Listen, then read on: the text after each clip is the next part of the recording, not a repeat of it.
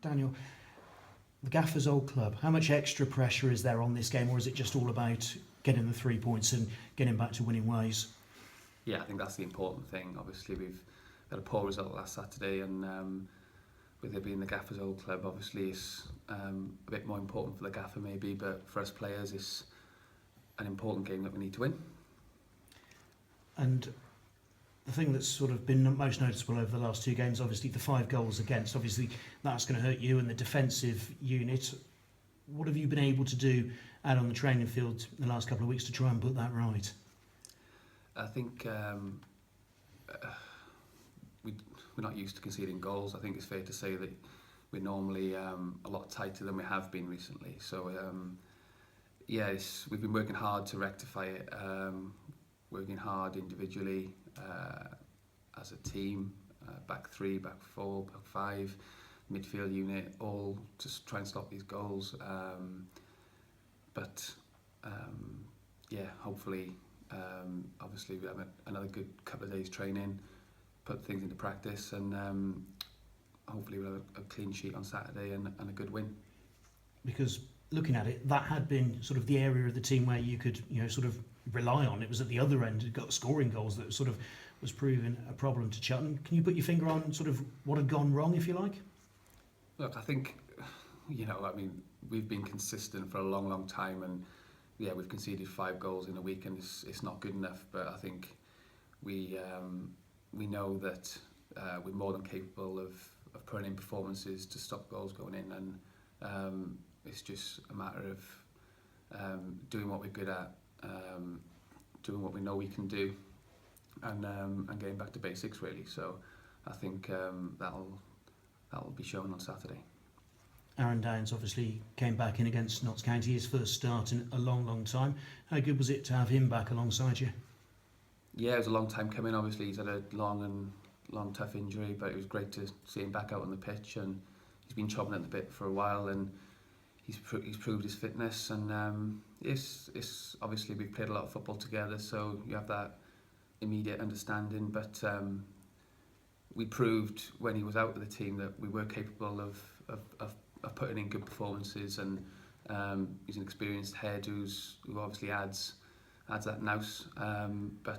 It's great to have him back. He's been training for a long time now, so hopefully we can build that understanding again. And another talker alongside you, does that take some of the pressure off in terms of experience at the back? Because obviously, in that area of the team, quite a bit of youth. I don't think it takes pressure off. I think we missed Downsy for 6 months of the season last year, and we were surrounded by young quality footballers who stepped up to the plate. Obviously, Downsy's played a lot of football matches, and he knows this level. He knows what it's all about. But he talks. I think obviously I'm a talker on the pitch. He's another voice. But we've got young boys who know what they're doing. They know, they're all not mutes on the pitch. We're all vocal enough. But I think if you're bringing in 350 league games into your team, then it can only be a good thing. And Gary talks to us about players needing to step up to the quality plate. How confident are you that everyone, or the vast majority, or enough players here can actually do that, and results can start picking up?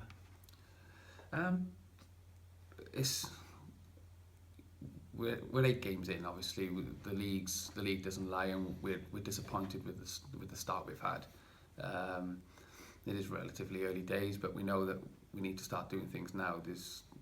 There is always another game, but before you know it, you're halfway through the season, and it can turn into a scrap. So we're well aware that results need to come.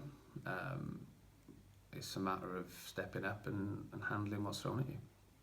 And I suppose Yeovil in and around you in the table, so there is a real opportunity to go there and get a result, isn't there? Of course, I think every game has shown that already. Whether you're playing Plymouth, who are now top of the league and look unbeatable. I mean, we went there a few weeks ago and made them look average, but they ground out a result, and it just shows how competitive this league is. Yeovil are a team who, like ourselves, have had an indifferent start. it's another opportunity to get 3 points, as is every week. So we need to make sure that we turn up on Saturday and put in a big performance. Yeah, I suppose the improvements you need to make aren't actually that big, are they? It's just sort of big difference they'll make.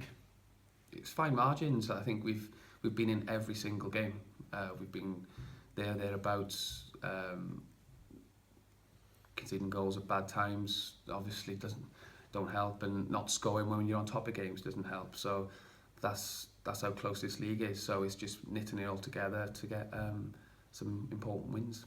Thank you. Good luck. Thank you. Interesting you mentioned that Plymouth game. How much do you try and look back on the good performances, especially sort of defensively and as a strong unit in that game, compared to sort of the odd error that has cropped in the last two? I think you look at Plymouth and Crewe, two teams who were at the top of the league, and we played well overall. Even you take Notts County last week, we conceded 3 goals, but other than that, they didn't look a threat, and that's the most frustrating thing about it all. Their manager came out and said we didn't play well today, and we won, which is all that matters. Obviously, we were in here on Monday thinking, how the hell did we lose the game? I mean, that's football. It's these fine margins, so it's just a matter of brushing up on sloppy mistakes and putting the ball in the net at the right times, and you'll win football matches. Yeah, the gaffer spoke after Saturday about the potency of the frontmen, and that's probably the difference between maybe this league and the conference. Yeah, it's a step up. You're going to get centre forwards who need fewer chances to score goals. So if you give them opportunities, there's a chance you'll get punished. So. And I think obviously we've had to defend a lot more, I think, this season. I think there's been spells where we haven't been in control of games like we were last year. I think you're under a bit more pressure, and it's a matter of dealing with it as best as you can. I think overall we have. I think defensively our record is still good. Yeah, we've conceded some poor goals this last week, but as a team I think we've proven that we can stop goals, we can keep it tight, and we've got players in the squad who can score goals, so hopefully we can start on Saturday again. What's your mentality when you leave here, when you've had a look at a game that you can't work out how you've lost, and you sort of go on the training? Is it one of sort of anger? Is it? It's frustration. I think that's the best way to describe it, because you play on Saturday, you end up losing the game, and you're itching for the next one to rectify it. I suppose it's just, I mean, we knew overall we did okay. I mean, we did. We had lots of the ball. We created lots of chances.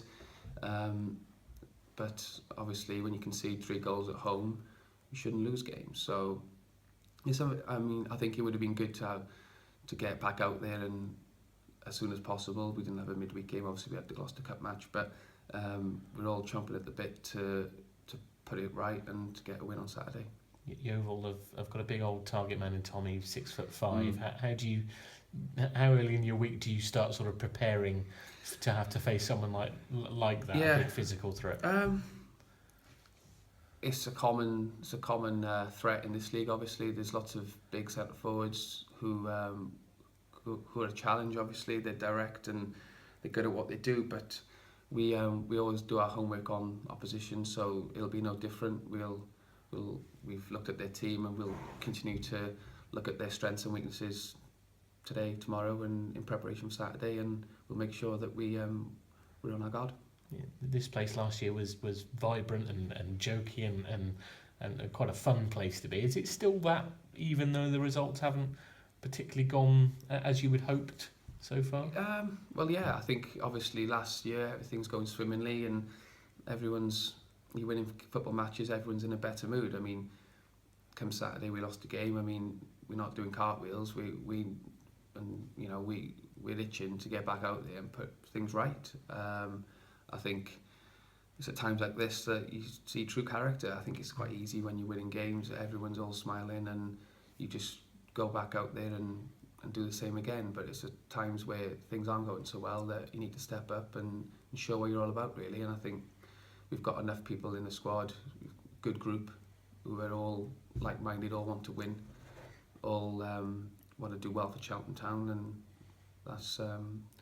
that'll continue to happen. Yeah, no doom and gloom around the place. It's still quite positive. Yeah, I think obviously we've we've stepped into a new league, a new group again. So it's a great challenge. And I think we're all thriving on it. We know that we need to be consistent at this level because the teams that are most consistent are at the top of the league. I mean, we've mentioned Plymouth and Crewe, who we proved that we can compete against good teams, and so we'll continue to be upbeat, positive, and do our best.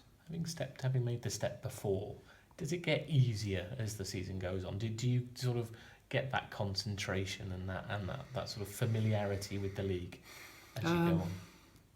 I think it's relentless. I think League Two is there's so many good teams. So I think there's a test Saturday, Tuesday. You know that there's some big clubs in this league who are expected to be right up there, and we've got promoted last year, full of ambition, full of optimism, and there's no reason why we can't go on a run and be at the right end of the table instead of the bottom end. So that's what we'll aim to do. Excellent. Cheers, Pars. Thank you.